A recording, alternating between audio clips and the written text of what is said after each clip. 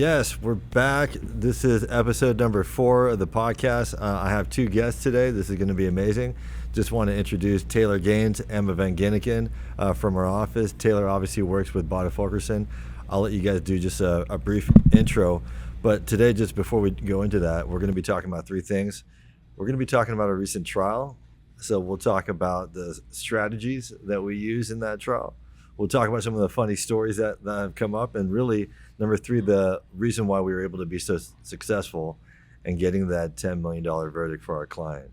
So first, Taylor, if you could just tell us a little bit about yourself, your background. First of all, I love that you just gave a blueprint for the podcast, just like you do for directs and your closings. But my name's Taylor Gaines. I'm a trial attorney at Bada Fulkerson Law Group. My name is Emma Van Ginneken, and I am a trial attorney at HHJ Trial Attorneys. Awesome.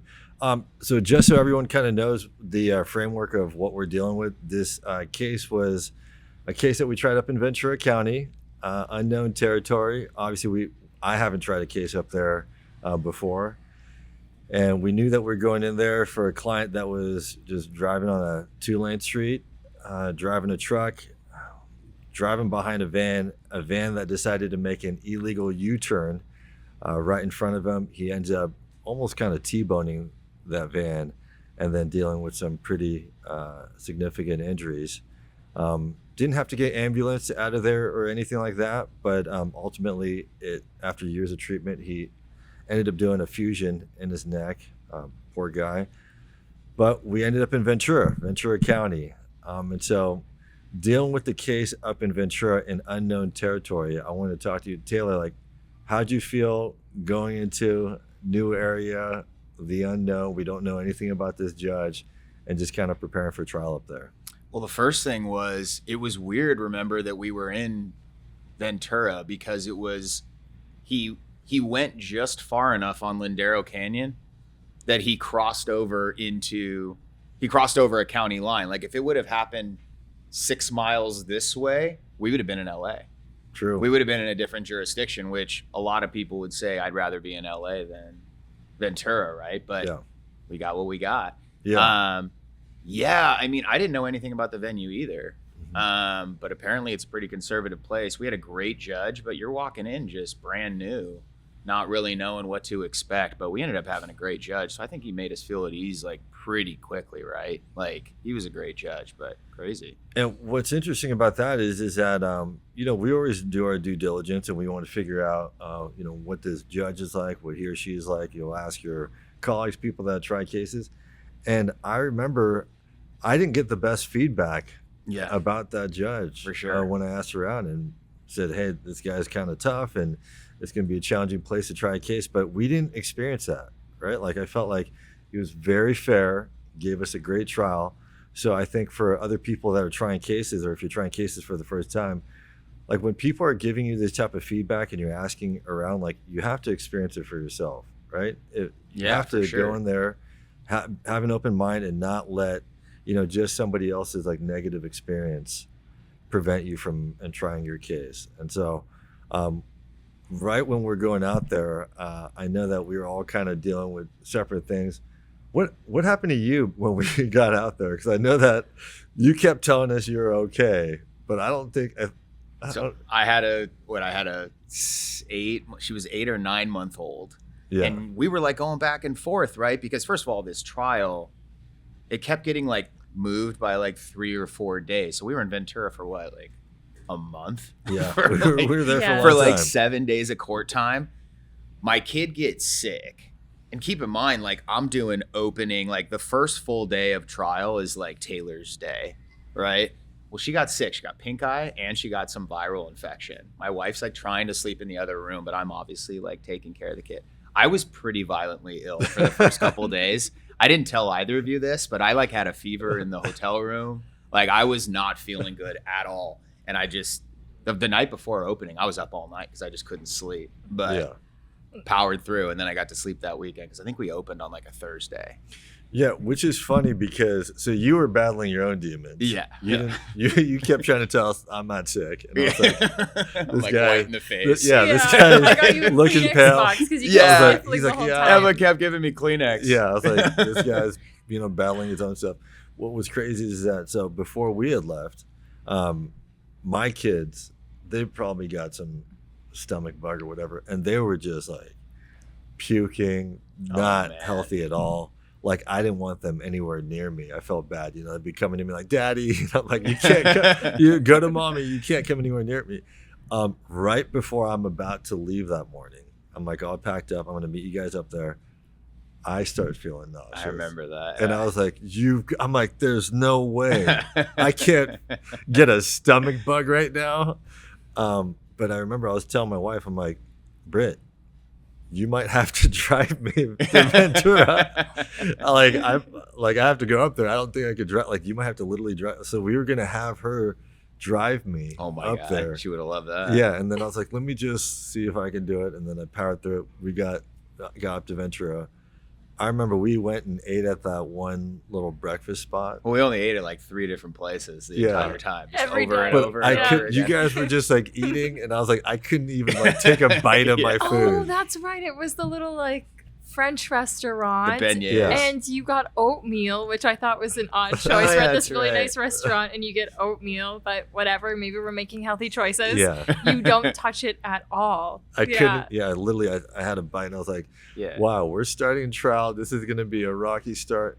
Yeah. But actually, it worked out because I think when we showed up to trial, like, they weren't ready. I think they were like in excuse city as to Dry why. eyes. The Yeah. opposing counsel had dry eyes. Yeah. Well, the judge gave them like 2 days. Yeah, like we kept Yeah. having the first week we had like 2 little come back in 3 days, and the judge is doing what the judge has to do. But we had a client that drove in from Oklahoma, Mhm. and the first 3 days was for defense counsel. Then the judge wanted like 4 days to deal with our hundreds of pages of depot designations.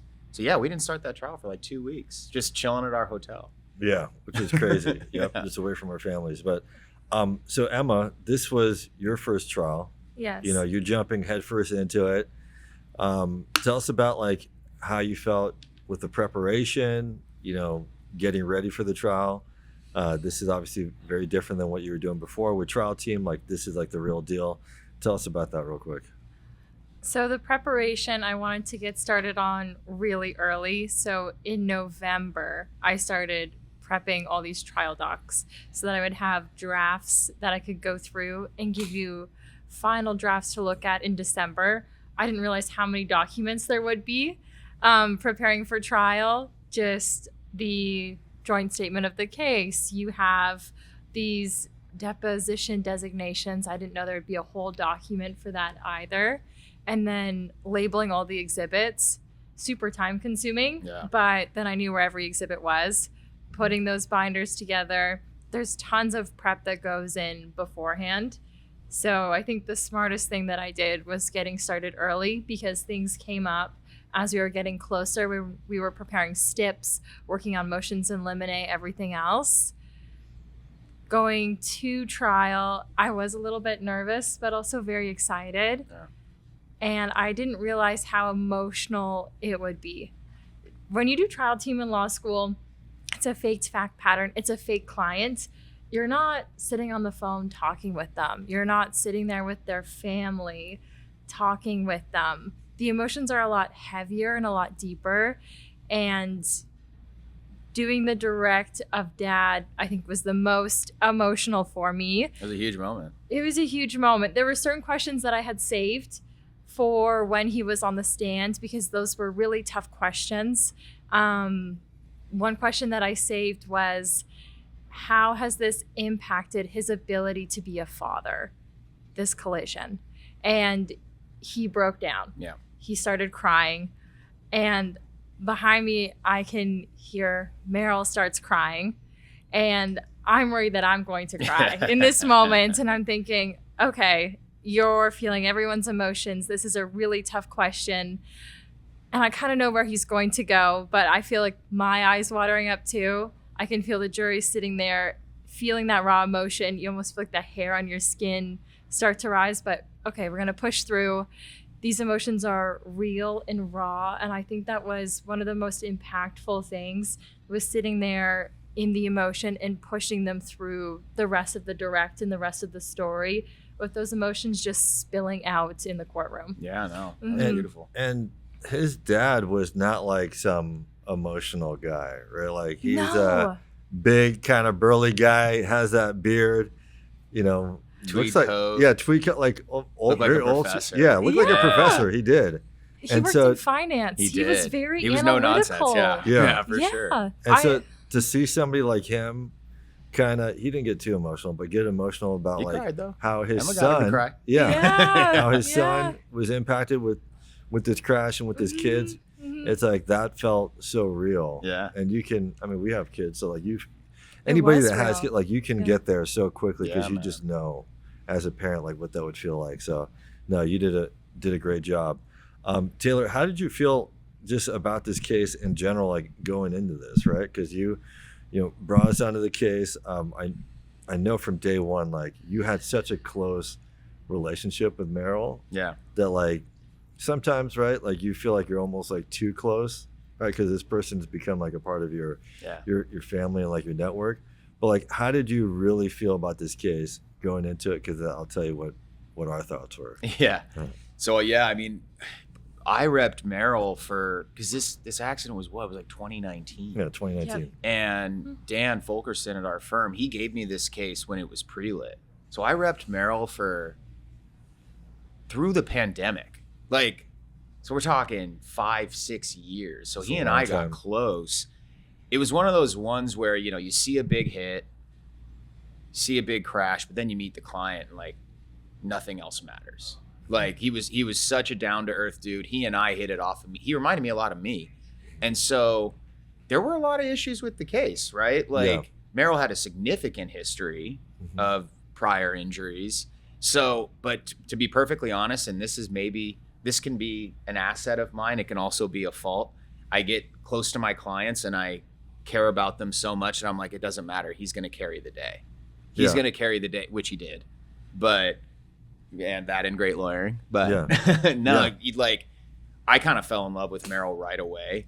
And I always thought no matter what comes our way, we're going to be okay because the Yeah. jury's going to meet this guy and they're going to meet a real human being who cares deeply about his family and about his health and about everything.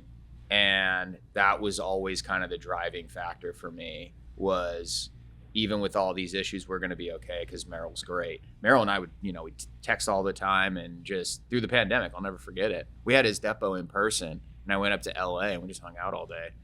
But that was my initial reaction was you got a great client, you're going to have a great case, so.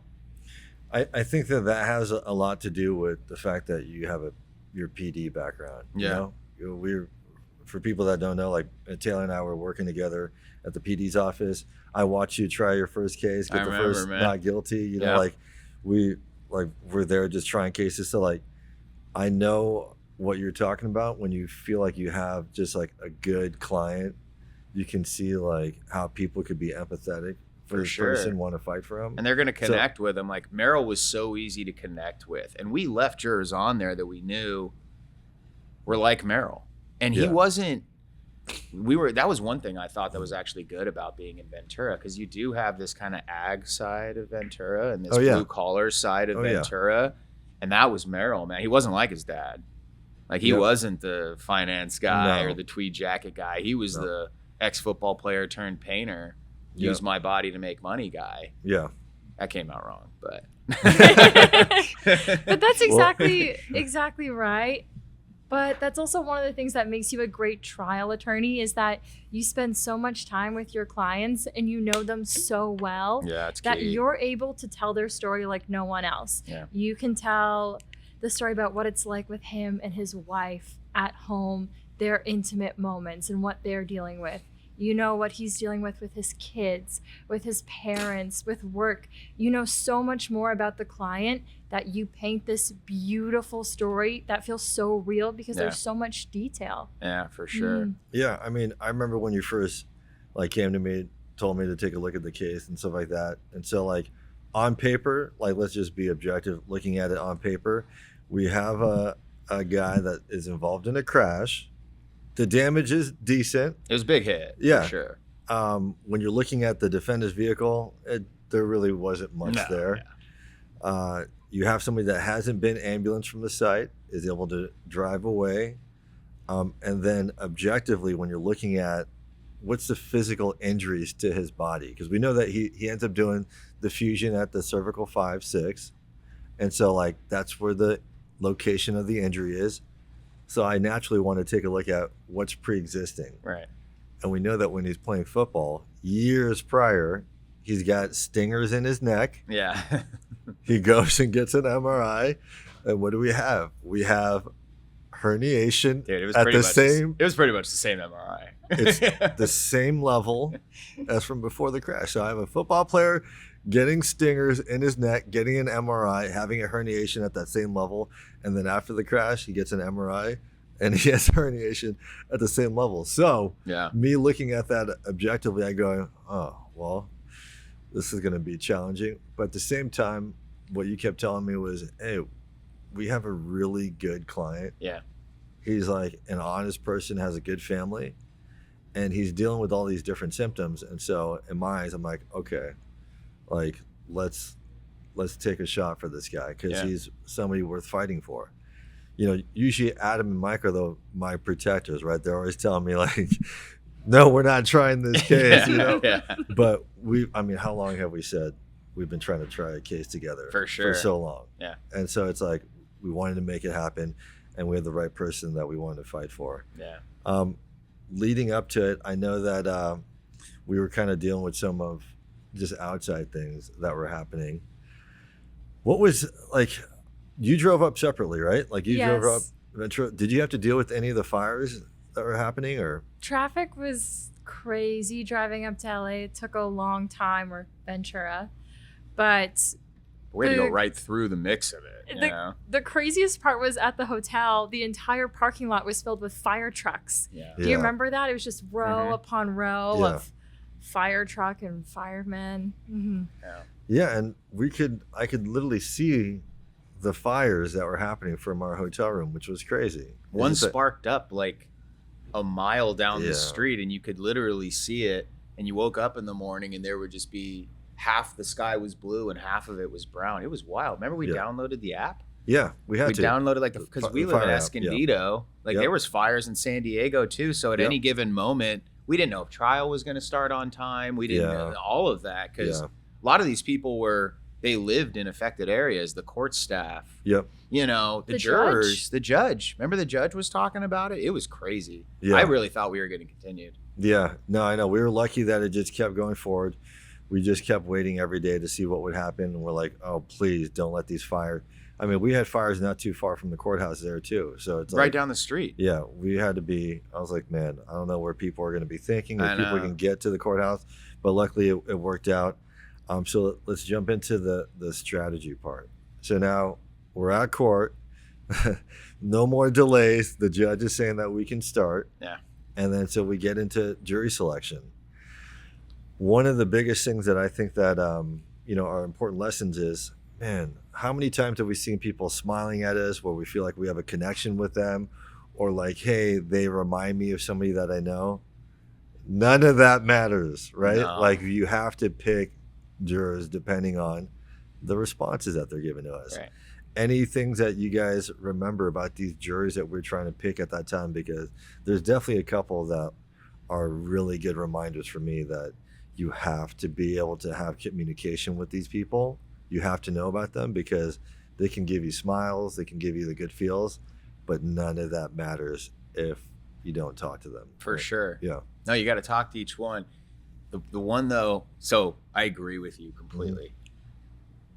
When you're starting out, so many attorneys want to just go, they want to go with their gut instinct because there's a lot of times in trial where you have to, right? When Yeah. you're on the stand and you're crossing somebody, you got to be listening so you can spontaneously loop into them and Yep. do whatever you got to do. The one where you have to be the most careful of that is jury selection because you yeah. think you know people, but you don't know if they're smiling at you because they want to just later just give it to you or whatever they're doing. However, I will say one of the stories from this trial, and I'm gonna tell it right now just because it does have to do with jury selection. Remember that one juror that I was like, dude, I'm The fine. doctor. You No, loved no. her. It was the woman. It was The woman, I forgot her name, but it was a female. She was like a female business, like very successful in business. And she was vibing with you. She was vibing with me just when I was looking at her. Yeah. She gave decent answers and we had some good data on her. Yeah. But it was more of just a vibe. I feel good vibes on this woman and I think she's going to be great for us. Yeah. But then in the middle of trial, remember every single day I was telling you guys, I'm sorry guys, I screwed up. Yeah. Because she was my decision. I was like, I'm telling you, Yeah. keep her. She's going to be great. And she's furiously writing notes at the exact wrong moments. Oh, now, yeah. this is probably a bad example because I agree with you Yeah. that you should not go off of vibes and smiling. You should go off of answers. Yeah. But at the end of the trial, after they was, came back with 10, we asked the foreman, was anyone trying to give more? And he pointed to my girl and he was Yeah. like, she was trying to give 20. Yeah. We're like, whoa. I was like, wow, I Whoa. was way wrong. Which is also another lesson. Yeah. Just because she's scribbling in the middle of trial, you have no idea why she's taking notes. Turns out she was saying this is all Yeah. like, Yeah. you know, their argument, right? It is. And so, but I do agree with you. You have to talk to every individual. And also, one thing that every trial attorney should do during voir dire, you have to get data on these jurors because you had an hour Yeah. to the full panel. Yep. For the He- full he was panel. good, and he was great. Like the judge gave me extra time. He gave you Normally, extra time. yeah, like- He didn't have all day to talk to 45 people. Yeah. So there's only so much you can get. Yep. So we had the guys here getting all the data. Yep. And they gave us really good intel that we didn't even have to ask them. Yeah. You have to do that. But yeah, I completely agree. You have to talk to every juror. Yeah. You cannot have somebody on your jury that you have not spoken to. Exactly. There was Strategy Okay. wise, the coolest things that we did is every single person played a part. Yeah, for sure. Elliot's talking with them. He's building that rapport. You're writing down body language, different cues, different actions if someone's nodding along with something that someone else is saying. Yeah. And I'm trying to get quotes so that Yep. we can use our preemptories or cause challenges, whatever we need to do there. Yeah. And then the firm, they're doing research on every single one of them, pulling background information, social media. So we did have a ton of information, even in that short period of time, on each of those jurors. Oh yeah, I remember. Like there was a lady and a doctor that were sitting right next to each other, and I remember like Oh, there- the doctor. Now I Yeah. remember what you're talking about. Yeah, I we- wanted that guy. yeah, there was some good like right like Yeah. it felt like there was some good feels, and I remember our data had shown us we're like we got to get rid of this guy. It was eventually Mike. Mike was like, I'm not feeling it. Yeah, I'm not feeling this Yeah, guy. he's like, don't do it. And you're like, I still "Man." think it would have been good for us. I think he was like he had a book that you had read or something like. Yeah, his favorite book was Love in the Time of Cholera. So of course I'm like, that's my favorite Yeah. book, dude. Yep. Like, and we're there's something vibing, but again, that means nothing about whether he's going to be a good juror. Yeah. That's just me getting personal. But once we started talking to him, I remember like he told us this crazy story about how when he was a kid, he had a personal injury case, and then he was like, "Yeah, I got a windfall. I didn't deserve any of that." He And used I some bad words. and he was basically saying that the system was broken. yeah, So we're like, we got to axe this guy. nah, it was you the know? right move. So just getting the right information from people, even if we vibe with them or feeling good about it, I felt like we really did pick a really good jury. We did. And I remember there was one guy, I think was he an engineer? He was our jury foreman. He Our was, foreman was an engineer. Engineer, Think yeah. about Number that. two. Think about that for a second. Yeah. Yeah. Our foreman was an engineer, which is like PI 101. The old mold will tell you don't keep engineers. I don't agree with that anymore. Like old school engineers are very meticulous. The new age of engineers, I guess it's not an excluding factor for me by any sense And of, I think the word. the most important thing is he wanted to be there. For he sure. was on the That was edge my of biggest his thing. seat the entire time. He was in the courthouse before us Every time. single day. Every day. Outside the courtroom. He waited He there was the so entire excited. time. He was very excited and he wanted to be there. Yeah. Well, and then he told that story about like his dad being sick or injured and Mhm. how he had to care for it. Like he was like, you can see the true like empathy in him being like someone that's so caring. Yeah. I was like, this guy is going to be so good. I remember we'd be going on breaks and he would be in the hallway and praying. Yeah. And I'm like, man, this guy, you can tell has like a good heart. And he just ended up being the person that was really driving. He really was. Yep, him and two other people were really driving. Well, because remember that case. this was usually I don't like when the judge allows juror questions, but in this one it was okay. Maybe it's because we were winning the whole time, but he had so many questions. He did. What, maybe 4 or 5 questions a day? When you start to get used to his handwriting, Yeah. right? You're like, oh, Juror number 2 has another question. Luckily, they were all geared towards how do we give Meryl more money? Yeah, But- when you start seeing that, because one of the things that you could do, people that just don't have never dealt with this, there are different categories of damages, right? Like if you have an injury case, you can have a category of damages where you can have lost wages that you haven't been able to have in the past because you weren't working. Maybe there's medical bills that you weren't able to pay for. That's one category. And then we have a category called pain and suffering. We had decided strategically, we're going to waive any of his past lost wages. And medical bills, but yeah. And medical bills. Well, we decided that because we wanted to, basically, we didn't want to focus our attention on that and give them any reason to create doubt regarding the past income that he'd been earning. Yeah, we didn't want to dirty it up.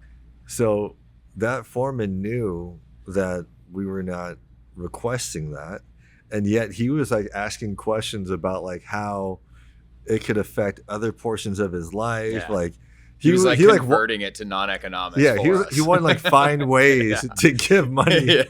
for lost wages. I'm like, man, these are really Oh, they were such thoughtful good. questions. they were such I good like these questions. questions. Yeah.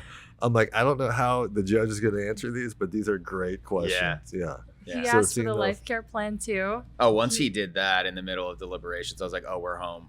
Yeah. When juror number 2 wants the life care plan From Miss Neville. from Miss Neville, I Yeah. want the $1.9 million life care And plan. those are It's like, great, well, that's the future number. great things that are happening. So how about counsel, right? Like I'd never personally dealt with this firm. Obviously, we're not going to say the name of the firm. But we had, what was interesting, I thought, was that we were dealing with the defense attorney that used to be a plaintiff's attorney, and not just any plaintiff's attorney. She was working for one of like the biggest plaintiff's trial firm up in LA. Yeah. Very skilled, and now she had switched sides and she's on the defense. So we're dealing with that, and then they flew in some other trial counsel from New York. Obviously, he tries a bunch of cases. So what was it like? I mean, for you initially, because you had to deal with a brunt of a lot of the antics early on, dealing with somebody that used to be a plaintiff's attorney. It was tough, man, because we had a decent relationship early on, but they had problems that they couldn't get around. Namely, they didn't have a driver. Yeah. Meaning, so they weren't answering discovery. They not only did they not have a driver, like I think their own client, I wasn't getting responses. They were just blank. They were just like, objection, one word, we'll answer once we have this question. So there was like 6 months of getting them to answer basic discovery questions, not to mention the whole, let's hide insurance and all that, which that happened up until what? 3 Right months before before trial. trial. We walked into mediation with them thinking they had one policy. It turns out it was about $25 million more. Yeah. Thank God. Unbelievable. Yep. But yeah, just the whole firm. And I don't know if it was a product of them or a product of them not having a cooperative client, but I spent a year basically getting complete responses to initial discovery questions, things that are just commonplace that you'll get in 30 days, 4.1, explaining where your driver is, what his employment record's like, things that are absolutely fair game. So it was tough. And then, as you guys know, once you guys came on board, that relationship had like deteriorated pretty badly to where there were emails at 3 a.m. It got pretty bad. It got pretty bad. But it's interesting because it's like, okay, so there's a company, the driver causes the crash, and poof, we know the driver's gone. Yeah. Well, we know that they're trying to find the driver and they can't deal with it. So that's obviously a big problem for them, especially when I couldn't believe I enjoyed it. They were going into this case trying to put some fault Liability. on our client. Unbelievable. Yeah. So they're going to try to argue that our client is somewhat at fault, and they don't even have their driver. So I thought strategy-wise, it was good because we didn't need it, but we got them to engage in some stipulations for the trial, right? And so, Taylor, I think that you were working with them, and we were trying to figure out, hey, either you guys are going to have to bring a company rep or the driver that we know you don't know where he is, or you're going to engage in some stipulations with us because we know that your clients do not want to come here to the trial. Like nobody from your company side wants to be involved with this trial.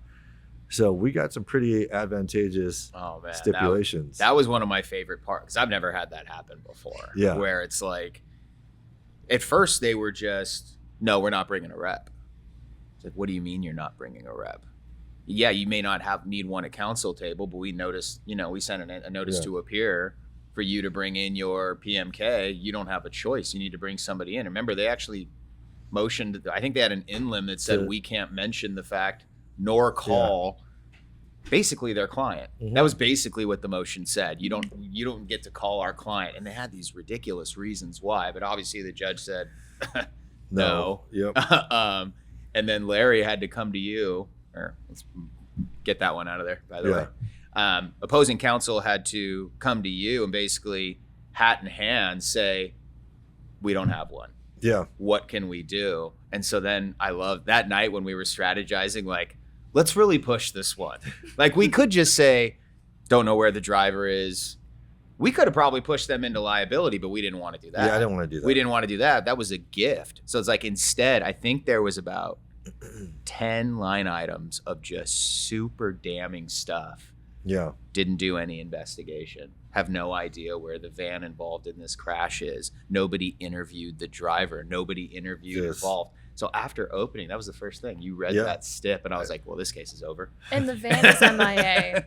And the van's MIA. The driver's MIA. The van's MIA. Nobody knows where he is. And just the fact that it was read via stip, because otherwise I was going to have to read the PMK depot, which was so much less powerful. Yeah. Instead, it was just a stip of Ellie. I'll never forget it. I open, judge is like, call your first witness. And it's like, actually, I have a stipulation that I'd like to read. Yep. He turns to the jury and he just reads off basically everything we need to win the case in liability. Yeah. It was like the timing, right? We always know that the order of information is very important. And so, like, if you can get good stipulations like this, you got to find the right, like me, Mike, and Adam, we always try to find the right time of when to read these tips, because it's like, once you like just have a good start and you just nail them with good credibility, all the good evidence, it's like the jury, it's hard for the jury to not sit there and just go, wait, why are we, like, who's making us be here? Like, why are we really here? And not only that, like, you're not going to get a verdict like this unless you get a jury that's upset with the defendant. They have to be upset with somebody. You got to have your villain on the other end. And corporations, it is easier to make them out to be a villain, but man, we had it right off the bat where I know every single juror was thinking, not only am I wondering why I'm here, but this is ridiculous. Mm-hmm. Not only so if you're admitting all of those things, you're going to blame it on the poor guy that had the neck surgery and needs another one? Like, they were pissed off at the defendant right away, and you could tell. I mean, they sent the message with their verdict. But after the fact, when we were talking to them, they were like, oh my God. Like, they don't think, we think that, this kind of irresponsibility in corporations, like, we know it's out there, but a lot of us haven't seen it firsthand. Yeah. They got to see it firsthand where they're like, oh my God, so this is how the system works. Oh yeah. Yep, exactly. So no, I thought that was really powerful. And then going into it,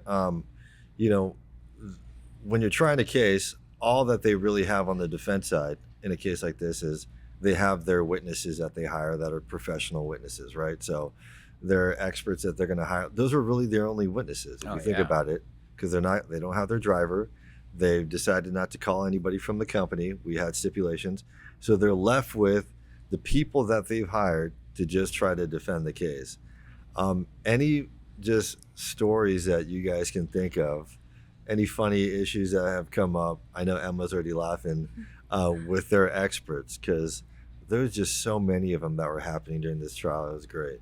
And I think this is a layup for you, because you had the best defense expert. The best. You had ChatGPT life care planner. Oh my God. And it was amazing. I'm watching you do your cross-examination. You ask her a question. She lies. Click.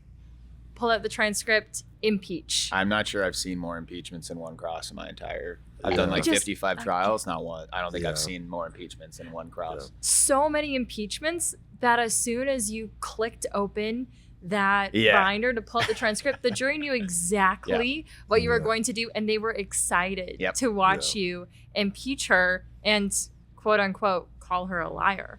Yeah. Right? Yeah. Yeah. So that was super impactful because after that, their economist came up to rely on the life care plan that you just had completely destroyed her credibility. So no Yeah. one's going to use or believe her life care plan at that point. Yeah. And it was, that ended up being beautiful because their economist did testify well. Like he Yeah. was, their life care planner did not, and you made her pay for it, obviously. But their economist did do well. And so honestly, when I was prepping his cross the night before, I was like, I can't get into this guy's kitchen. Like I can't get into the cage with this guy. He'll tear me to shreds. Yeah. And luckily you just teed it up perfectly for me because he was relying entirely on her. Yeah. So my cross immediately just turned into, as an objective expert, Yeah.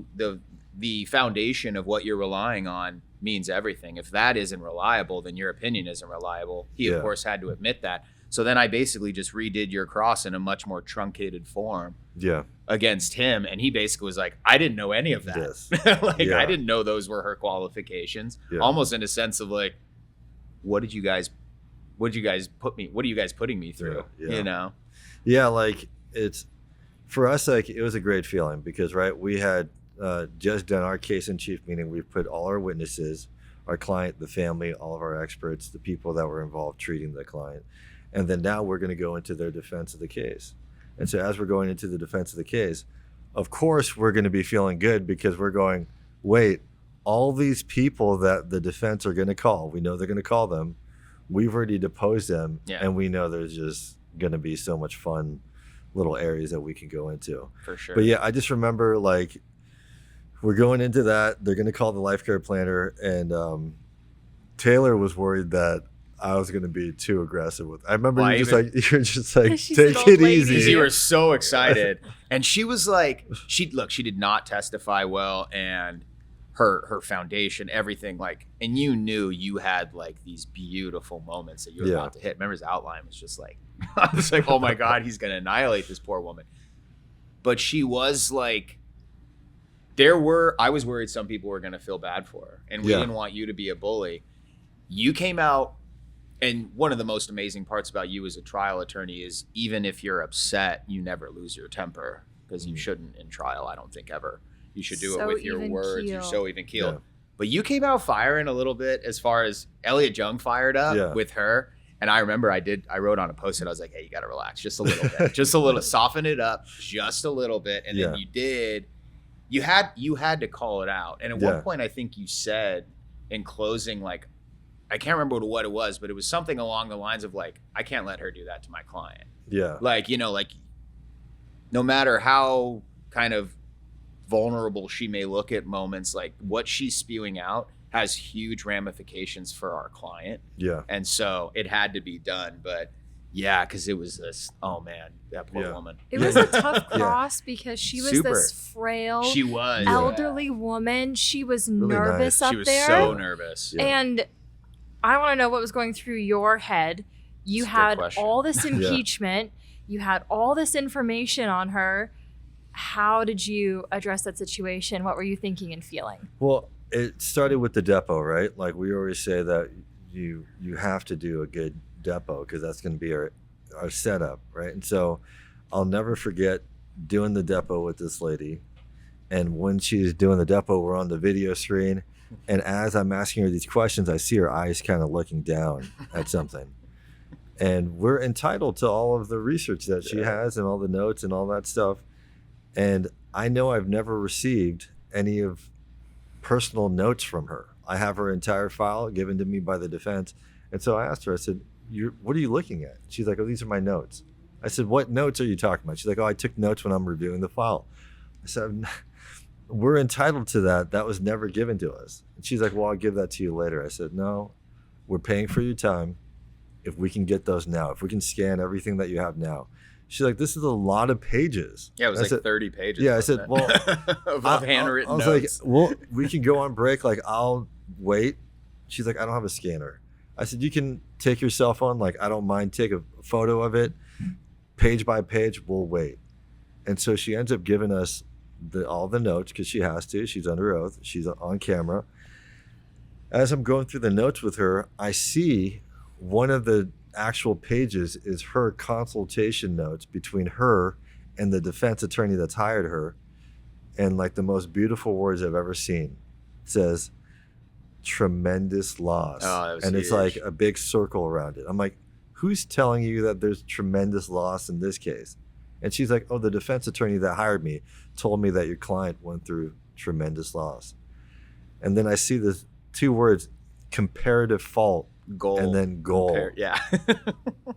I'm like, who's telling you that the goal in this case is to try to blame our client for this crash? And she's like, yeah, the defense counsel. Oh, So man. like I knew going into the cross at trial, like we were gonna try to obliterate her. But it's the way that you say it, right? Yeah, man. Yeah, like you can say just important, impactful things without being, rude or aggressive. No, you were But it's polite just- with her. yeah. It was, yes, ma'am, I'm just asking you X, Y, and Z when Yep. she was going. Like, it was never, you softened up real well with her, and it ended up being, at that point, it was just the absolute nail in the coffin. Yeah, that was, dude, I felt like when you keep hitting them like that during the trial, it's just like more ammunition for the jury to just be like, look at what these people have done to this poor guy. So You just brought something up, though, as like a trial point that I see other attorneys do that it always kind of makes me cringe a little bit. If they're doing an expert depo and they realize that they don't have something, Mhm. some attorneys will say, oh, I'll attach as an exhibit, send it to me later. Yeah. Or whatever, just get the information later. No, pause that depo, get the information, because you had gold. Yeah. You got gold, and then you in real time could cross her in depo. We had Yeah. those clips. I was Yeah. able to play it in opening. Like, Yeah.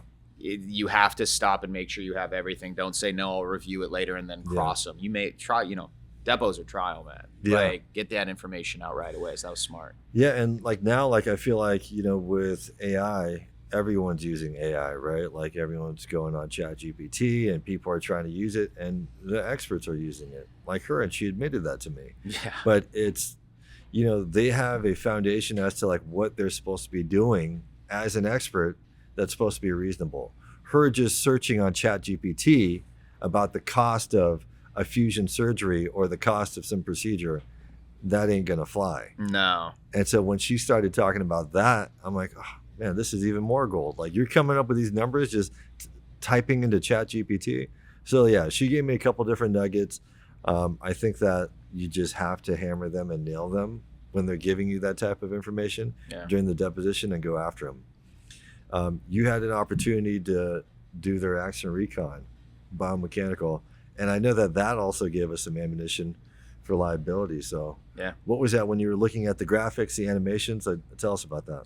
So personally, when I'm looking at an expert, I'm going to usually hopefully you can do both of these 2 things, but usually I'm looking at, am I going to make this excerpt my own? Mhm. Am I going to take this evidence and make it affirmative evidence for me? Or am I going to do like what you had to do with the life care planner, just absolutely tear it to shreds? Yeah. Sometimes you have to do both, which is kind of a delicate balance because you have to kind of tear down their credibility for this, but you want the jury to also believe this part. Luckily with their accident recon, it was pure, this guy's great for us. Oh yeah. This guy's great for us. And I don't know how that happened on the defense side, but basically, they were arguing, one, that Merrill was speeding, or had he been going the speed limit, which they were incorrect about the speed limit, obviously. But more importantly, keep in mind, we still, no matter how well we felt about liability because the U-turn was made in front of an illegal U-turn, our client was behind this person, Mhm. right? He's still, and vehicle code's pretty clear, you got to be going at a speed where you can be able to stop if Yep. something happens, right? So we still had to deal with the fact that they were essentially going to argue, look, this is quasi a rear end by him, Yep. So they were arguing, guy was following too closely. Well, luckily we have their accident recon who creates this video animation that essentially shows our client, what do you say, 170 feet, 150 Half a feet. football And then field. eventually that's when I was like, so half a football field Yeah. away. And he creates this beautiful animation. Yeah. So yeah, when they put him up, they get out their whole direct. First thing I said on cross, I was like, whether we can say his name or not. Mr. Accident Recon, I'm really glad you're here because you can clear up a lot of issues for us. Let's talk about this recreation you made. And one thing that I think we all did well, especially you and I, Elliot, on Cross, is we pulled up the real-time transcript of the defense opening. Yeah. And half of our image goals started with defense counsel in openings told this jury, and then we would immediately go to the transcript and read it word for word. My entire Cross of the Accident Recon was that. Yeah. Right? Defense counsel said this. That's not true, is it? Exactly. And then the jury just watches the animation like, oh my God. Yeah, like what you've been telling me from the very beginning, you know, like these attorneys that are on the other side, like you've been telling us this is what we're supposed to hear. None of this is true. Right. Just gives us credibility. I just remember you showing me the animation. Like you showed me all the animations that they made on the defense side, and I'm like, none of these scenarios get you to a place where our client is at fault. So like, I don't know how any of these videos are going to help you, but I love all of them. I'm like, hey, we should play all of these. Yeah. Play all these videos. The one where he made many, and it was, if our client is going this speed, then this happens. Yeah. And there were so many problems foundationally with what he was doing, but we weren't going to attack any of that, right? Because it was all good for us. Like, no, let's build this guy up. Thank God you made this like beautiful recreation for us where the jury can see in real time, all right, let's go with this scenario. One of the most important parts was he made a scenario of what actually happened based on the speeds and the distances and what have you. And I just had one question for him. Based on this scenario, is there any way my client could have avoided this crash? No. Yep. That was played in opening, right? It was just boom. Done. This is their expert saying, no way our client could have avoided this. Nail in coffin. Man. Exactly. I'm like, why? That's just dumb. Like, why are you going to do that? Like, why even put yourself in that position? You're just losing credibility. Well, there's no way he was properly told, like, this is where we're going. Otherwise, he wouldn't have done it, I don't think. Yeah. And I think the math and physics can't lie. For sure. Right? If he's going that speed, we only have the testimony of our driver. We have no idea what speed this van is going. Based on our client's testimony, there's no way he could have avoided this. Yeah. And they had the physics of both our recons were able to go backwards and say, no, we know at the time of crash that he was going this fast. Let's recreate. So they agreed on almost everything. Yeah. Yep. So we have a thing, like we have different nicknames in our law firm. And Emma, I think yours is Miss Smiley. Yes. Right? Because she's very smiley at certain things. Was there anything, well, you know, during the trial, things happen, right? And so, like, sometimes people are like, oh, we got to be, of course, we're going to be professional, but, like, it's human nature. Funny things are going to happen. And so I don't mind any, like, if humor comes up in the trial, like, I'm fine with it. Yeah, like, right? We're going to react to it. Yeah. And so one of the things that I just remember is their expert, his last name was Weiner, right? That's how you spell it? Yeah. Yes. And so we have this entire meeting with the judge about how to pronounce his name, right? We just want to get it straight. We don't want to be disrespectful. It's Weiner. Everyone agrees that it's going to be Weiner, right? Yeah. Like that's an agreement. We just want to make sure when the jury comes in, everyone's being respectful. Well, the lead trial counsel for the defense, he's not in there when we're having this discussion. Oh, that's right. He wasn't there. He wasn't there. I think he was in the bathroom. And so his co-counsel's in there. We all agree we're going to pronounce it the correct way, not the other way, right? And then so the trial starts, the jury comes in. He calls that expert witness right out the gate.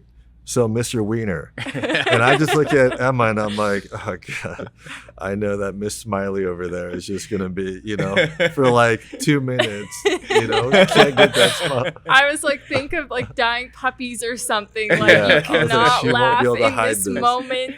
I definitely kept my mouth shut. I was like, this is just his name. It is Weiner for the rest of the trial. Yeah, now we got to go with it.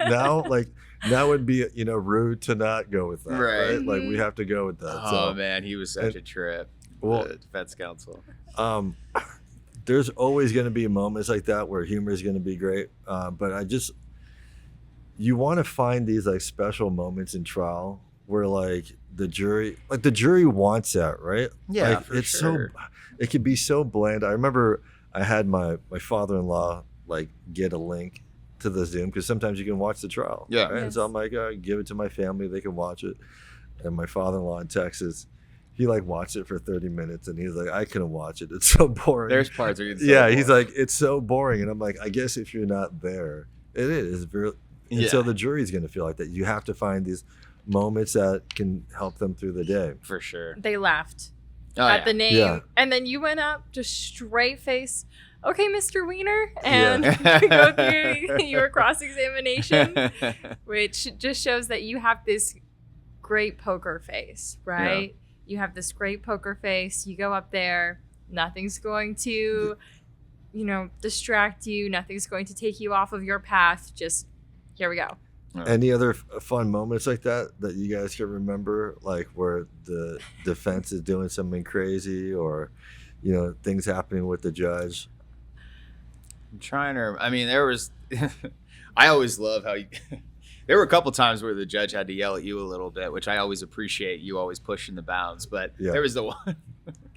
Elliot does this thing where, and it's beautiful. I use it now too. Mm-hmm. Instead of using a poster board, or like an easel. Yeah. You got your Elmo and you got your piece of paper, and you can tell if Elliot's pulling out a piece of paper, he's got something good. It's usually on redirect or on recross, right? Yeah. Like, ooh, I just thought of something. So Elliot, I'm watching him do this, and I'm like, oh God, that's totally not allowed. I wonder what the judge is going to say. Without questioning the witness, he's already writing down like bullet points that he's going to question on, and he's going to put it. I'm like, I think he's just going to put that up. And I can't wait to see what the judge did. He did not like it. He was not happy. Put that down. Yeah, take that down. I said, okay, we'll take it down, and then I'll write it. And then you wrote it out, like, Yeah. and he was a great judge because he was strict. He ran a strict. tight ship. Yeah. One thing I loved about him, though, the moment you were off the record, he always said, I'm sorry for yelling at you, but here's Yes. why you can't do that. Yeah. He was so He was- knowledgeable. He was. knew He was the rules great, of man. evidence. He was great. He in was and one of my out. favorite judges that I've had. It's definitely on the civil side. Like he Yeah. understands Sanchez perfectly. Mhm. He kind of laid into defense when he needed to, when they were doing ridiculous stuff, and just like kind of gave it to them. Pretty Yeah. good. I know. You kind of, there's times where you like, it's painful to watch. For know? sure. When There they're were a not- couple that were painful where I'm like, Yeah. oh God, just don't do that. He's going to yell at you. And Yeah. there it comes. Here it comes. You know? Yeah. It's tough. But yeah, like I remember Sanchez is always an issue. And people that don't try cases in California, you just can't go into and elicit hearsay statements from just medical records, right? You can't just have your experts start talking about hearsay statements. And this judge was really knowledgeable He knew about it the law perfectly. because apparently he Best got I've ever taught seen it. Oh, that's right. by the judge that made the ruling on that case. That's So he was right. like, I I forgot know about that. this case in and out. So he was like very attuned to that. Yeah. But I won't forget the trial counsel. He wanted to introduce a medical record, one of our clients' medical records. And generally, we don't want them just willy-nilly introducing medical records. And he's doing it in front of the jury. Like, he's like, I want to admit this record. Judge asked me. I'm like, no problem. And I know that you were. I was freaking out. Yeah. I was like, what do you mean no problem? But the Like, best was because I didn't what see it. was- I didn't have it in front of obvious, but you got to trust your trial. Like I brought Yeah. you, like I wanted to try this case with you guys for a reason. So at first though, my blood pressure went up significantly and I was like, nah, man, you got to just trust him. There's got to be something great. Well, in I'm that record. sitting beside Elliot and he points to the top corner and it says insurance denied. Yeah. Yeah. In Yep. the top corner of that medical record Yeah. that defense counsel wanted to introduce. Yeah. And you're on the other side of me, so you can't see it. I didn't see what Yeah. you wanted it in for. I Mhm. just knew it had to be something good. I'm like, oh God, this better be good. Because I knew we had a difficult situation in this case where our client had a combination of care on a lien Yeah. and through health insurance. And that was one of the reasons why we ended up Yeah. waiving all of it. Like, Yep. hey, this is messy. We got to get rid of all this Yep. stuff. But I knew at the top of every single one of those pieces of paper was written Blue Cross Blue Shield. Yeah. And I'm like, oh Yeah, no. why- And yeah. the jury, remember, we also, I can't believe we did this. Yeah. We left on a biller. Yeah. We Yeah. left on a Biller. biller Yep. on our jury. But remember, we got the feeling that she did lien care? Yeah. Medical Yeah. biller. Yeah, like we did We did. lien care. I remember telling one of my colleagues that we left on a biller. He's like, you did what? Yeah. It's like, I'm telling Yeah. you, man, obviously it worked out. They gave us our full life care plan. Yeah, But exactly. yeah, I just remember thinking, dude, I think everything says insurance. And remember, you and this is one thing that the judge did that I very much disagreed with. What's that? You and defense counsel agreed that you were going to redact out Oh, yeah. just the carrier. Yep. And He it was wouldn't. after you had already admitted it. But again, stipulation of counsel, you should allow that. And the judge is like, absolutely not. No. You're not touching that document. Yep. I thought that was wrong. But Yeah. But basically what happened is the defense counsel, he thought he was going to be clever and found a portion of the medical records that said no radiculopathy. Right. Like on just a singular line. But if he had just read a couple lines down further, it would show that there was radiculopathy in like 4 different places. Yeah, like So objective signs too. Yeah, so he thought he was being clever. Like, oh, I found the one place that's saying no radiculopathy, ipso facto, oh, he didn't have a spine injury, right? Well, then it just gave me the opportunity to come back up on redirect No, it ended up and being just a good go, move. hey, look, he didn't go. Defense counsel asked you about this one line. Let's go through the rest of the medical records. This is all the information that shows that he had radiculopathy on 3 different occasions. Mhm. And so the defense was trying to mislead the jury. And they were going nuts because they wanted to object to that. But once the jury starts hearing, oh, these guys are trying to hide things now. We had so many moments like that with them too. The whole trial ended up becoming of like this. They're trying to put the veil over your eyes in almost every aspect of the trial. And again, the more like piss off points that you can get against the defense, the more that just gets you to an aggravated, Yeah. a big number, Yeah. right? Like this verdict was not just, hey, let's compensate, let's give compensatory damages for what happened to Merrill. There was an aspect of punishment to it, for sure, Yeah. where like they wanted to like send a message almost because of how this company handled things and how the defense counsel did. It could have been that, but I also think that we had people that really cared for the client. No, Remember, and I don't want to downplay that Yeah. for sure. There was that one lady I remember that you really liked. She came up and she really wanted to know like how Merrill was doing, wanted to see if his wife was okay. Like, it's like we just had people that really cared about our client, and we were able to bring that out. Like, For you know, sure. when you spend a lot of time with the dad and the sister and stuff like that. Yeah. What was Sisters that was like? great. Like working through that with them, right? Because the damages witnesses, it can't be secondary, right? It's so important when we're proving up our case. And so what was that like working with them? Working with them, Dad was so analytical that I thought Sister was going to be our star damages witness between the two of them. Yeah. She was very close with her brother. He spent time with her kids spent time with his kids, just really close, great family dynamic. And every time I talked with her, she would get really emotional, Yeah. right? She would talk about how these camping trips were impacted, how he can't play with his own kids like he played with her kids, right? Rough housing, playing with them outside, because he was super into sports, super into being outside, dirt biking, all those things outside. And she had these very great detailed stories, but when she got on the stand, she got so nervous. She did. She couldn't remember half the things that we had talked about, but in that moment, you got to go with it. You got to go with what she feels comfortable talking about. And the really interesting part is that Dad, during the prep, very black and white, very analytical, very perfectional, very polite. He did talk about some things, but he'd always say, oh, I think his sister would know this better, or his wife would know this better than I do. Mhm. And I told him, you see a lot of things about your son that maybe his wife and his sister don't notice because you know him better than both of them. You've known him since he was a kid. What was he like as a kid?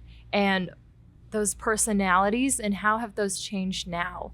What are things that you've observed? So I Yeah. just wanted him to think about all the things that he sees when his son comes over for dinner every Sunday, things that he was doing with his kids before versus not after, things that was he helping out in the kitchen? Was he not doing that now? Trying to notice all those little changes. Yeah. And then when he got on the stand, he was the one that was able to recall all those details, all those stories, Yeah. all of that information. And he got so much more emotional than I thought he would. I did not think he was going to cry, which is why it took me by surprise. Yeah. Yeah. No, it's so important to find the right people that can be like the role players for our client talking about what was happening. I remember my client's wife, like, she was like so freaked out, like she was bailing last minute. Yeah. She's like, I don't know if I could do this. And I'm like, look, We need you. Yeah, like you're the spouse, like you're watching him go through this like every single day. Like you cannot bail, you know? Like, oh, what if I mess it up? Like there's so much on the line for my husband. I'm like, look, forget about all that. Like you are one of the most important people. Yeah. And she ended up doing great, but it's just like helping them feel comfortable, because obviously it's nerve-wracking, right? This is your family member, like this is your spouse, like, and they're just worried that they're gonna screw it up, say something bad, and I'm like, you can't mess this up. You're just talking about a person's life. Honestly, I was so proud of his family, because one thing that I was actually a little worried about in this case is you always want to have some general damages witnesses that aren't family, you know, because of the obvious reasons. I mean, you're walking right into potential bias. And in this case, we literally, we only called his family. Like we were going to call some friends, and we had other reasons why we didn't, but we only called family. And so a lot was riding on them, right? It was a last second change, because It I had was. prepped his best friend, I remember. right? I met with his best friend. He was going to be one of the witnesses. And then I started talking with his sister, and I was like, she's just a way better witness. Yeah. Yeah. What And they she's seen. They did such a good job that I don't think the jury ever thought for a second that there's this element of bias or anything. But it's tough, because then you're relying entirely on family members that obviously want what's best for their kid and what's best for their husband and whatnot. But they did such a good job. Yeah, they're genuine. And I mean, it helps when they try to do sneaky things on the other side, like follow our client, you know? I thought it was great, you know, like they hired this like investigator that's like, you know, peeping Tom, like surveilling this guy at his house, you know, watching him go to In-N-Out with the family and being like, oh, look, he's you know, carrying a box of, you know, hamburgers. I'm like, this is terrible. Yeah. Like, and we made the right move. One thing that I loved about what we did as lawyers in this case is we probably had like, I'd say 3 to 5 really big pieces of evidence that we could have kept out. Yeah. That we could have limbed out, including the Sabrosa. There was nothing about it that was impeachment. Yeah. I mean, nothing about it was impeachment. And we could have, a lot of lawyers walk into these things and think the first reaction is on defense evidence to exclude. Yeah. I don't think we moved to exclude a single thing.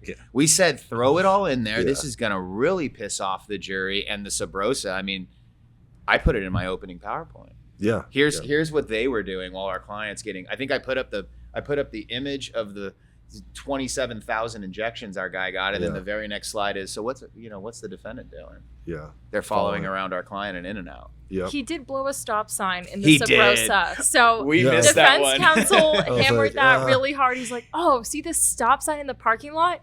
He blew it. Yeah. But it's a stop sign in a parking lot. It's California. Yeah. Everyone does Well, a and Cali also stop. remember, we figured out that they kind of sped up They the sped up video. the video. So it made it Yes, look like he it was was going sped up. faster. The other, actually, you were asking about great parts in the trial. When we called the investigator. Oh, yeah. Oh, man. And homeboy walks in just like in all black. Like he looked like the guy that would terrify you that's following you around. Yep. And I was like, oh my God, just have a little bit more self-awareness, man. Like you're testifying. And even though we're calling you, they know we're calling you as an adverse witness. Yeah. Like It was I so, like that. he came in he looking was so shady. Yeah. And how was that hostile, or I'm blanking on the word right now, but the hostile witness direct?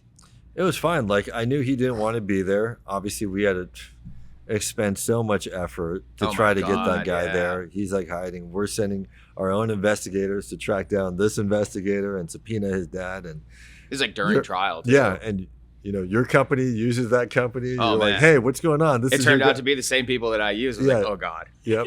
So it's like, but then just getting him there. But he turned out to be the perfect representation of the sneaky kind of underhanded looking. Yeah, he was like the investigator. shadow that was the defense. Yeah, Like exactly. he was just like the creeper behind. And that was the moment, I remember the whole time you were stressing about your girl on the jury box.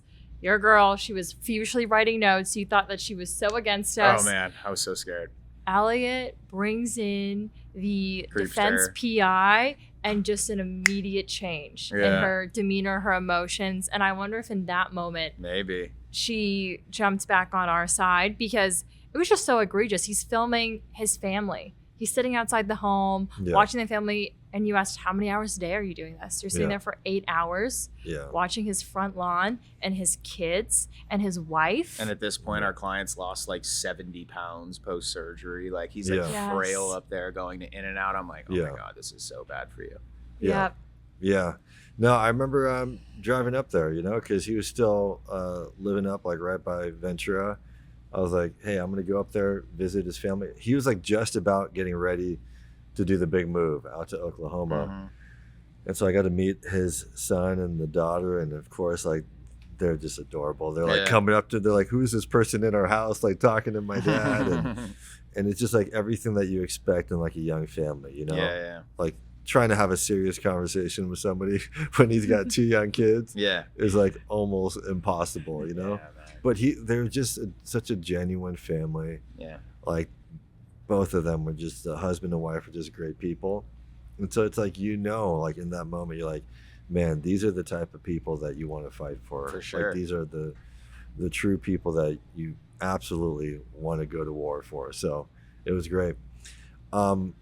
We had some good dining options. We had some of the best. I never thought who would have thought that being in Ventura would have some great restaurants. So what was, some of your guys' favorite spots? I mean, we only had like 3. I think We we were all kept- just creatures of habit. So once we found a good restaurant, we just went there every Yeah. single day for 4 weeks straight. 4 weeks straight. Yeah.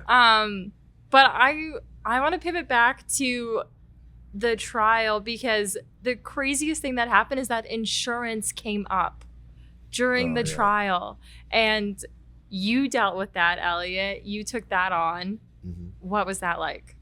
Well, the hard part is that we know it's a jury instruction. They're not supposed to be considering insurance and stuff like that, but we know everybody's thinking of that. For sure. They asked But, questions about it, remember? During yeah. trial. They specifically asked. Yeah. And so that's the hard part, is that we already know too much, right? We as counsel, we know too much, so we're like anticipating what they're thinking. But the more and more that like I've been doing this, I realize that people legitimately think, even if they hear insurance or they're thinking about insurance, they think that if there's a verdict, that it could potentially be just on the individual, the defendant. Oh, yeah, for So sure. they think that, oh yeah, like the person is going to be responsible for the verdict, or it's going to be, tied to them forever. Like that's how people, for the most part, I think, are thinking. Different when it's a company, right? Yeah. When it's not just like a business, but it's like we were able to bring out evidence out. This is a national company. This Yeah. is a huge company that's doing this. Nobody even came to the trial on their side, because obviously nobody cares about. They didn't care. This was so this guy. small to them. Like Yeah. $10 million verdict, whatever. They don't. Yeah, nobody cares about this guy. Nobody cares about what's happening. The only people that are really caring are these attorneys that are defending the case and getting paid for this, right? Yeah. So I thought all those optics obviously are helpful for us, and so I didn't care if insurance comes in or comes out. Like it doesn't matter. Yeah, I remember being worried about it in the moment, because the way it came out was in his health insurance, right? And we were worried that they're going to look at this life care plan for $2 million and say, well, insurance is going to pick this up. Jury didn't care. Yeah. I think Yep. with the health insurance for our client, I think we overthink that one. Because because like they don't know how it works, and they don't know like what he has to pay back, and like if you draw, if it happens, you did the right thing. Like it came out, we let it go. We didn't draw too much attention to Yeah. it. And then I think you said something in closing where it didn't matter, like none of it, and it turned out not even mattering. But Yeah, it because was the right move. like we all know, even if you have health insurance, like you can have a certain deductible, right? Like you never hits, know, man. and then you got to pay for the remaining part. Like everybody's so different in there, so it really helped us that hey, we have an entity that is not just a small company. Yeah. It's somebody that can. It's a national company, so Yeah. I wasn't too worried about it. But yeah, going back to the food places, what was your Yeah, we favorite food had place? two breakfast spots. Yes, we We had went back and forth. beignets, Which were Elliot had 2 or 3 every day. myself included. I know you did. But you worked out. Like, we tried to work out as much as we could. You were at the gym every day at 5 a.m. Like you made friends at the gym. I actually did make friends at the gym. And then they were asking like, "Oh, what How's are your you trial doing? going?" How's the trial going?" Every day. Of course, Miss Yes. Smiley making friends at the gym. Well, what I was surprised about is that I had no idea that she was going to bring her dog. Oh, Right? yeah. So I come down one morning. Hey, dog was there the whole time, right? Yeah, I Yeah. brought him the whole time. A month in Ventura. Yes. The dog. Yes, like I come down one day, we were always walking on the boardwalk. Like it was Oh, it was beautiful. so great. I hope we get another trial in Ventura. We're staying there again. Yeah, It you was sit, beautiful. It was yeah, you beautiful. come down to you start the day, the sun is rising, you're literally looking at the ocean. I'm like, what? This is the There's best. only one job really where you can do this. Yeah, this is the best.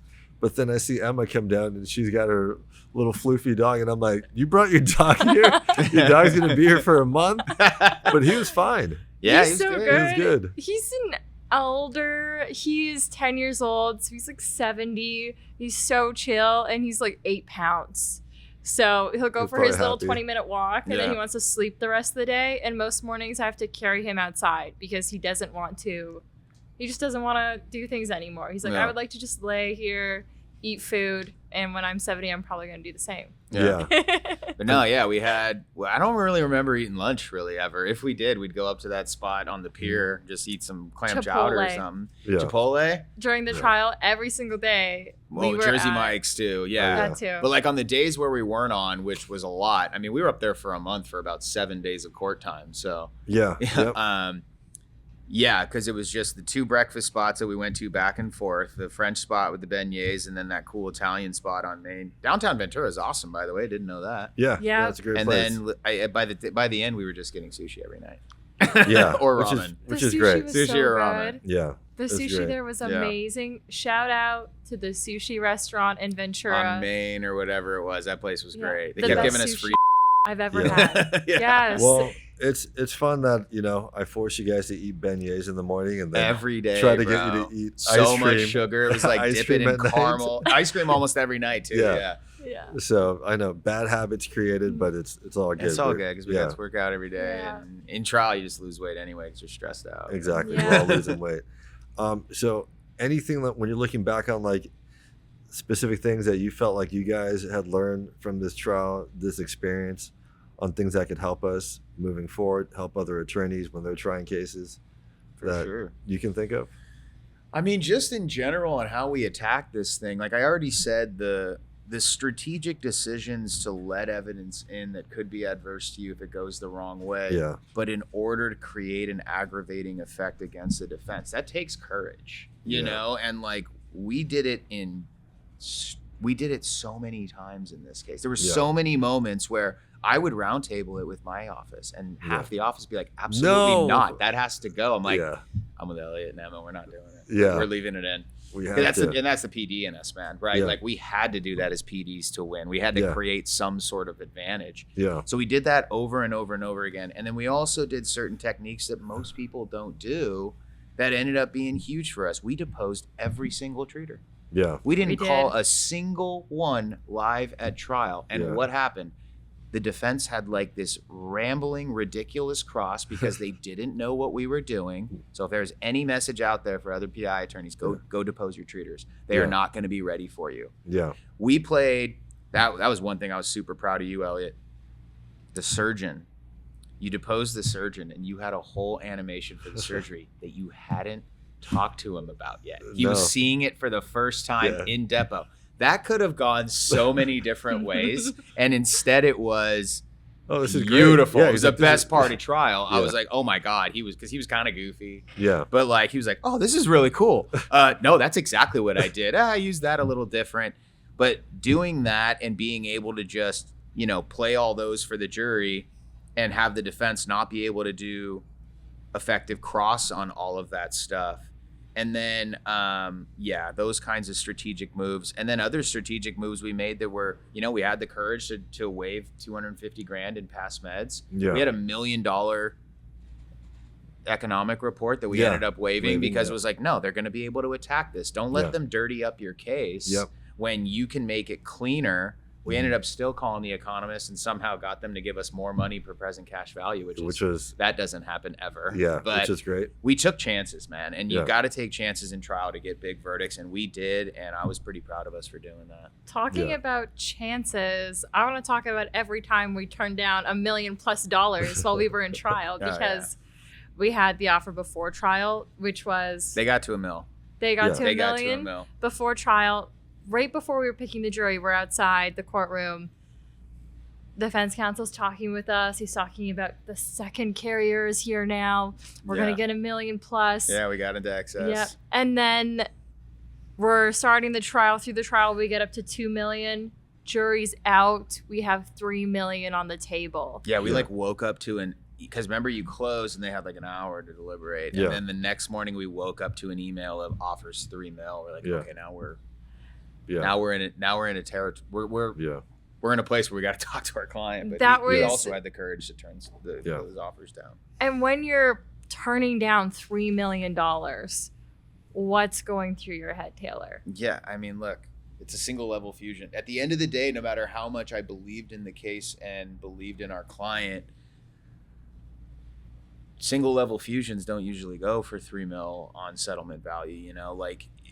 I don't think of damages that way, and I don't think anyone should either. There's not a cookie cutter way to do it, but at the end of the day, when you start talking about that kind of money for a single level fusion and you're not claiming meds, that's a lot of money. You know, that's life-changing amount of money for our client. But at the end of the day, it has to be your client's decision. And Elliot, you did a great job of giving it to him straight, but also having the courage to tell him, like, but look, man, we're not going to tell you we didn't do a good job on this trial. You were there. Yeah. You saw what we did. Yeah. And luckily he ended up doing the right thing and turned it down. Yeah, like I love the conversations or the moments where, like you said, you know, we've started trial, the defense comes to us and they're like, you know, we have $1 million on the table. And it's just like crickets from us. We're just like, that's when you start ghosting. That's the best feeling. You two walk away. I'm just standing there with the partner. We'll think about that. We're like, dude, you should have done that 2 years ago. Like now we're at trial. We asked for all these costs. I'm like, what? I'm like, I have nothing to say to you. But yes, when you get to 3, like one of the best feelings, right? The best feelings that you can get is like when you have a client that sees that you're actually fighting for them. Right. And it's like after one of my crosses, like I'll never forget, like Merrill, he was like sitting there and he just on a little piece of paper, he like passes it over to me and it just says, wow. Love it. And I was like, that's why we do this it, is man. what we're doing. Like this is, you've gone through all this stuff. Like this is how you should feel. So yeah, when they put like 2, 3, yes, absolutely. It's a ton of money.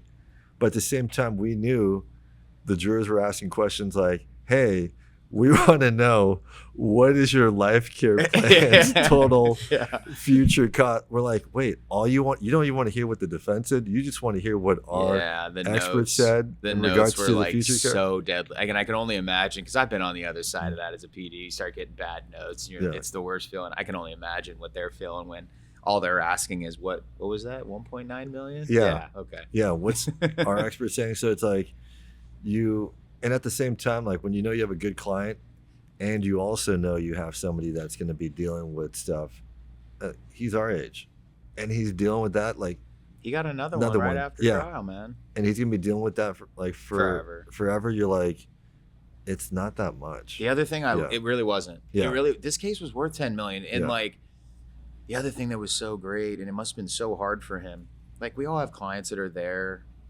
for the whole trial and they'll like squirm around because they're in pain. And I don't mean to downplay it. They genuinely are hurting. Merrill's fused. Yeah. His neck he had to move like this. Yeah. He didn't make one sound, didn't like flinch during trial, just sat there stoic. When he was there out, just like, not a complainer, man. That's one thing I loved about him. Just tried to be as positive as he possibly could be with what was a really shitty situation for him. You know what I mean? Yeah. And our client was there every single day at counsel table in between the 3 of us. Yep. Yeah. Yes. We were like protecting him. Yeah. No, against the other side. yeah, it was great. Like man, what a great victory that we had. What a perfect client that we had. And really, it was an honor to try the case with you guys. Like, it was a blast. Yeah, you know? absolutely. Like, we haven't talked about closing at all. What do you? How'd Closing you was feel, man? amazing. Yeah. You totally killed it in closing. The emotion was there. My favorite part of your closing was the ripple effect. Yeah.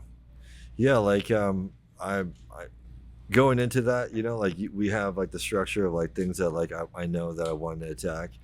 And I was talking to Mike and Adam, and we were just looking at some of the past cases that I had done. And I remember Mike telling me, he's like, you know, Elliot, you always like do such a good job in closing, but when you're talking about the money for the future, like, he's like, there's been a little bit of a disconnect, right? That's why your verdicts, you know, you getting the 2.5 to 2.7, like, we have to figure a way to like connect the monetary ask for the futures, and like the story component of like why it really matters. So like I was working with them on that, and we were talking about this ripple effect, right? We know that when there's a ripple, it's going to ripple into different areas of your life, just like when somebody has an injury. And so, yeah, we started talking about how like health, right? We all like doing physical fitness stuff, and the more running that we do, the more working out that we do, like it ripples into other areas of our life. We know that we feel great. Our relationship with our family is good. Our work's better. Same thing with the negative, right? And so like if you have a negative impact, a negative injury, that's going to ripple into other areas of your life. And so this time I started with that when I went into non-economic damages. No, it was great. And I think that it really anchored people's feelings and understandings of like, yeah, this isn't just about today for him. Like, this is going to have a big impact on what he's going to be dealing with in the future with his family and with his kids. Yeah. And then it really helped me to ask for the amount that I asked for. I think it was around like $7 million for the future. So for the futures. Yeah. Yeah, you ended up, I remember we were talking before closing, like, because during trial, like, things are going better and better. Because, like, we had originally, you know, we'd focused it. Yeah. And we originally valued this, like, if we knock this thing out of the park, it's between, what, like 5 and 8 mil, I think is what we 5 and 7, yeah. 5 and Yes. 7. But then we were crushing it so hard, and I'll never forget, like, I think it was the night before, like, dude, I'm going to ask for 10 million. I was like, oh, Elliot, can we at least just keep it to like 9.5 or something? No, man, this is 8 figures. It's like, Yeah. all right, man, let's go. Yeah. And there it was. And they gave you every dollar you asked for. And it's To always the hard. cent. To the cent, They man. They gave did it you- in a different way, which was weird. Yeah. Slightly. But to the cent. To the cent. And you did such a good job breaking it down. Yeah. You go into this ripple effect, explaining how it's waving into every aspect of his life negatively. And you connected at the beginning too, talking about, oh, I got into running, and Yeah. here is how it's impacted my life. Yeah. But it could also be negative. And then you talked about that ripple effect there. And then you broke down that number, you know, the per day, pain per hour. Mhm. You explain it, and you walk them through exactly how you came to that number on paper. And Yeah. they're taking it down, they're following along, Yeah, they're when they were writing writing notes, that down, I was like, ooh, which was so impactful. And I think the visual of you stopping and writing that out was really good. yeah. And then my favorite was rebuttal. Oh yeah. Oh. You That had was fun. his whole family was there, right? Because at Yeah. that point they've already testified. So we got Yeah. all everyone that just testified on his behalf is behind us. And you first, I forgot about this part. So, defense counsel. This was probably one of my favorite parts. Obviously, you had torn the life care planner just like Yeah. into like little shreds of human being. Yeah. And the defense counsel got up in closing and talked about how, because she wasn't an accredited life care planner, she wasn't certified Yeah. and the defense counsel said, well, no, it's because she's a pioneer in her field Yeah. because she's been doing this for so long. Before you needed a certification. Yeah. And I'll never forget, she also accused you of mansplaining things to her. Yeah. Remember Yes. Yeah. that?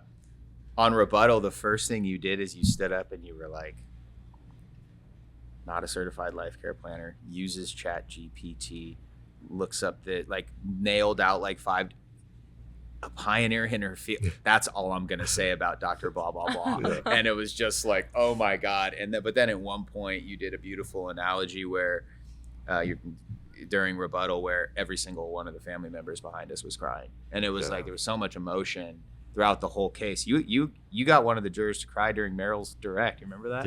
Yeah, like. And again, it's not like this isn't some sort of gimmick or anything. It was the raw emotion of the case. Yeah, it was real. Like, right, that's all we can. Man, if we can do that as attorneys, like if we can help people like feel like what our clients have gone through, and people, that's the name of the game, man. I'm like, man, that's like boom, game. That's what we want to do. Yeah, like, for sure. what can we do to make that connection? But yeah, like what a great feeling, right? Like we know that it's like we have our families, you know, like you can imagine like what our families would feel like if like that, something like that happened to us. So like to give that to them, it's like, man, that's like the best, you know? And then, I mean, I guess the best is hearing the verdict. Hearing the verdict was great. The verdict is great. Hearing that felt great. When the verdict came and 10 million was read, I whispered to Merrill, they saw you. Yeah. And I think that's so important for clients, is that they just want to be seen. They have gone through this lawsuit, like you said, 5-6 years being told, you're not that injured by defense counsel. It's not that bad. You've got the defense doctor saying you should be healed by now. You should be fine. Everyone's denying what they're experiencing. Everyone's denying their injuries, denying their pain. When they go to trial, they just want justice. They want to be seen, and they want to have their feelings and their pain validated. And in that moment, that's exactly what we gave Merrill. For sure. Yeah. I don't think I've ever seen you that happy, Taylor. I was like, dude, Taylor is, man, he's feeling so good. It had been 6 years coming, man. Yeah. Like I had been through all of that with Merrill, and like seeing him and getting to hug him after, and his family. It's the best, man. Like there's nothing better than that feeling of when you really just knock it out of the damn park. Yeah, I bet for a human being that just deserved it more than anybody. Well, somebody that was that close with you, right? Like man. The pressure. There's a ton of pressure on that, because if it wouldn't have gone well, I'd have been fucking devastated. You know, like there's just no way around it. And so, and it's always so nerve wracking. I remember you and I were pacing out in the hallway at one point, like, oh man, it's the worst part. You know, what's going to happen. But, and that's also the beauty though. We got that great note. It doesn't matter though. You like almost immediately disregard it. You think the worst. You know, but then, you know, they read off the life care plan, and that's when you just kind of, oh, we're good. Every cent of our life care plan plus present cash value in the positive, I think we're going to be okay. Yeah. And that's what makes this trial different than other trials that I've seen you guys do or other law firms do, is that this trial was filled with emotion. From being connected to the client and being that invested. And then the amount of emotion that we got out of every witness. Yeah, for sure. Right? Emotion carried the day here. Yeah, it did. For sure. Well, after that big verdict, you went on, you got another big verdict, you know? So, like, you're on a roll now, man. On a roll, baby. You know, you got to keep it up, keep trying these cases, and just keep getting these verdicts for the clients. So absolutely, man. No, and that was one thing that you got to just be in there with more frequency. It's tough when you go from the PD to being on the civil side, right? Yeah. But that's how you sharpen your skills. You got to be in there all the time, because then it's a snowball effect. You start feeling better and better. Yeah. Well, this was super fun, you guys. This is amazing. Thanks for taking the time and stuff like that. I think that's a wrap. So can't wait for the next one. Let's go. Very cool.